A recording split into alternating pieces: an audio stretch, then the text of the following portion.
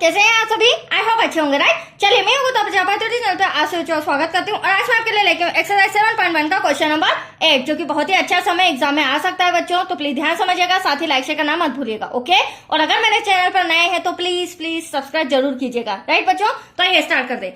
देखिए y का वह मान ज्ञात कीजिए जिसके लिए बिंदु P ब्रैकेट में 2, -3 और बिंदु Q ब्रैकेट में 10, y के बीच की दूरी 10 मात्रक है।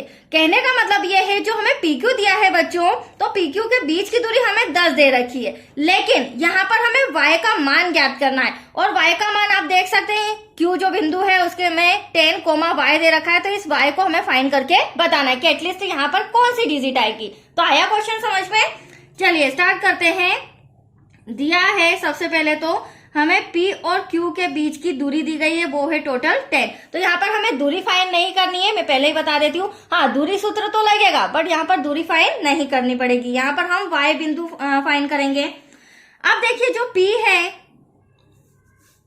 उसके निर्देशांक 2, -3, ठीक वैसे ही जो बिंदु Q है उसके हमें दे रखे हैं 10, y। अब यहाँ पर दूरी सूत्र लगाते हैं बच्चों।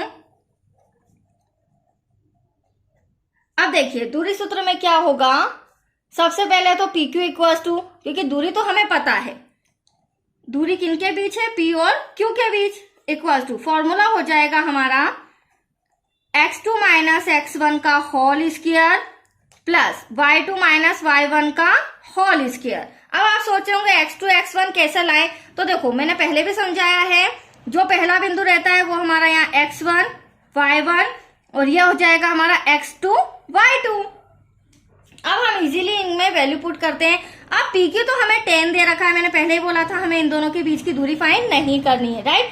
अब आप ध्यान से समझिएगा, x2 तो पहले अंडर रूट लगा लेते हैं, बड़ा ब्रैकेट, x2 आप देख सकते हैं 10, जिसमें से हमें माइनस करना है x1, ये रहा 2, bracket close, whole square plus y2 जो कि y दे रखा है जिसे माइनस करना है y1 माइनस के 3 से, ये हो गया हमारा होल स्क्वायर। 10 ऐसा का ऐसा अंडर रूट में 10 में से 2 गया, कितना बचा बच्चों, 8 बचेगा यहाँ पर हमारे लिए, तो 8 का वर्ग हो जाएगा प्लस यहाँ पर y ऐसा का ऐसा ब्रैकेट सोल्व करेंगे, माइनस माइनस प्लस का 3 होल स्क्वायर। अब देखो यहाँ पर थोड़ा सा समझना होगा, हमें ये स्क्वायर मतलब अंडर रूट, ये वर्गमूल जो है इसे हटाना है। तो यहाँ पर क्या करेंगे हम, क्योंकि तभी हम y का आंसर ला पाएंगे जब यहाँ से वर्गमूल हट जाएगा। तो दोनों पक्षों में वर्ग करने पर क्या करेंगे हम, यहाँ पर वर्ग करने पर, अब वर्ग करने पर 10 का भी वर्ग होगा, देख लीजिए आप 10 का वर्ग, ठीक उसी प्रकार ब्रैकेट में अंडर रूट 8 का वर्ग प्लस y प्लस 3 का वर्ग, ब्रैकेट क्लोज, इसका भी वर्ग। अब यहाँ होगा क्या, इसमें तो वर्ग में मल्टीप्लाई हो जाएगा, बट ये जो वर्ग लगाया है तो वर्ग से वर्गमूल कैंसिल हो जाए, मतलब कि स्क्वायर से स्क्वायर रूट कैंसिल हो जाएगा। 10 में 10 का मल्टीप्लाई करेंगे, दैट्स योर आंसर 100। यहाँ पर बचा हमारा 8 स्क्वायर प्लस यहाँ पर बचा हमारा y प्लस 3 का स्क्वायर, क्योंकि ये तो ऑलरेडी शुरू से अंदर ही था, राइट बच्चों। अब देखिए यहाँ पर आपको एक कंडीशन नजर आ रही है जो हम छोटी क्लासेस में पढ़ते थे, एक सर्वसम्य का फॉर्मूला, चूंकि हम जानते हैं a प्लस बी का स्क्वायर क्या होता है, a प्लस बी का होल स्क्वायर क्या होता है, a square plus b square plus 2ab। तो इस अकॉर्डिंग मुझे इसे चेंज करना होगा, राइट बच्चों।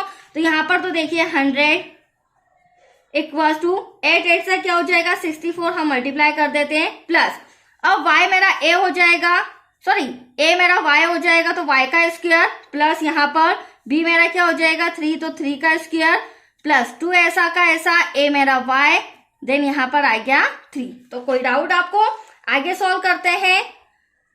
100 ऐसा का ऐसा 64 प्लस y स्क्वायर, अब यहाँ पर हो गया 3 3 9 प्लस 3 2 6y। अब करेंगे क्या, एक तरह से कहीं ना कहीं स्क्वायर आ रहा है, 2 घात आ रही है, तो यहाँ पर कहीं ना कहीं हमारा द्विघात समीकरण बनेगा। देखिए कैसे, थोड़ा सा कॉपी इस तरह तिरछा कर रही हूं मैं। सबसे पहले तो मैं इसे रीअरेंज कर रही हूँ, इक्वल के इधर ही कर रही हूँ, राइट। तो सबसे पहले मैं ले रही हूँ y स्क्वायर, द्विघात समीकरण में बड़ी घात आती, 2 घात आती है, प्लस सिंगल घात वाला 6y। अब 64 और 9 को प्लस करेंगे बच्चों, दैट्स योर आंसर 73, क्योंकि इक्वल के इधर ही है। अब जो इक्वल के इधर 100 है उसे उठा के मैं यहाँ पे ले आती हूँ तो ये आ जाएगा माइनस में, राइट। मैंने इक्वल के इधर ये सारे रीअरेंज करे थे, सिर्फ 100 को उठा के इधर लाया तो प्लस का हो गया माइनस, इक्वल टू में 0। अब आप देख सकते हैं 100 में से 73 जाएगा तो यहाँ पर माइनस का 27 हो जाएगा, जो हमारा द्विघात समीकरण बन जाएगा, जिससे हम y इजीली निकाल सकते हैं, जो हमने 4th चैप्टर में पढ़ा है। ओके, तो चलिए y स्क्वायर प्लस 6y, 100 में से 73 गया 27, और जो 100 था ना वो माइनस का था, तो यहाँ पर आंसर क्या आ जाएगा, साइन का आ जाएगा माइनस का, राइट। अब आप देख सकते हैं बच्चों द्विघात समीकरण बन चुका है। अब इसमें बीच वाला जो संख्या होती है उसके हमें गुणनखंड करने देते हैं, मतलब कि ऐसी दो संख्या बताइए जिसे मैं प्लस माइनस करूं तो 6 आना चाहिए। तो एग्जैक्टली आप नहीं बता सकते हैं, तो उसके लिए मैंने आपको हिंट दिया है कि जो हमारा लास्ट में संख्या होती है वो किस टेबल में आती है। तो 27 3 के टेबल में आता है, वो भी 3 9 मल्टीप्लाई करें तो 27, राइट। तो ये दो संख्या हमारे पास आ गई है, और 9 में से अगर 3 को मैं माइनस करूंगी तो 6 भी आ रहा है। तो मैंने पहले ही बोला था दो संख्या बताइए जिसे प्लस माइनस करे तो 6। तो that's your answer. 9y less than y दिया है तो y लिखेंगे 3y, तब जाके हमारा क्या आ जाएगा 6y आ जाएगा, राइट। चलिए अब यहां से हम y कॉमन लेंगे, ये पहला पक्ष ये दूसरा पक्ष, यहाँ पर दोनों तरफ y है तो एक y बाहर एक y अंदर, प्लस अब यहां से एक y बाहर एक y अंदर। अब यहां से 9y में से y बाहर आ गया तो बचा क्या बच्चों 9। दूसरी कंडीशन में कभी भी y x y कॉमन नहीं आता है, राइट। यहां से 3 कॉमन लेंगे, हमेशा संख्या आती है। अब 3y में से 3 बाहर तो बचा y अंदर। अब यहाँ पर माइनस प्लस माइनस, साइन का भी आपको ध्यान रखना पड़ेगा, जो फर्स्ट ब्रैकेट में साइन होगा वही सेकेंड में आना चाहिए। तो माइनस प्लस माइनस, 3 में क्या मल्टीप्लाई करें 27, तो 3 9 27। अब ये दोनों कॉमन है, एक ले लेते हैं, और ब्रैकेट के बाहर जो है y माइनस 3 उसे भी ब्रैकेट में ले लेते हैं इक्वल टू 0। इसमें हमें दोनों में कंपेयर करना पड़ेगा, राइट। तो y प्लस 9 इक्वल टू 0, 0 से कंपेयर करेंगे, y माइनस 3 इक्वल टू 0, तो y प्लस का 9 उधर जाके माइनस का हो जाएगा, देन प्लस का माइनस का 3 उधर जाके प्लस का हो जाएगा। अब यहाँ पर दो आंसर हमारे लिए आ रहे हैं, तो इसमें से कोई सा भी मान्य हो सकता है, क्योंकि हमें एटलीस्ट बिंदु क्या दिए गए थे, हमें बिंदु दिए गए थे q इक्वल्स टू क्या क्या दिए गए थे बच्चों 10, y।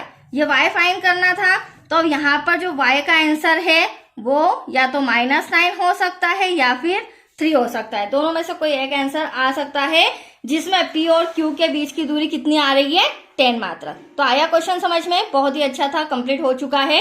नेक्स्ट वीडियो मिलेगा क्वेश्चन 9 से रिलेटेड। ओके बच्चों, थैंक यू।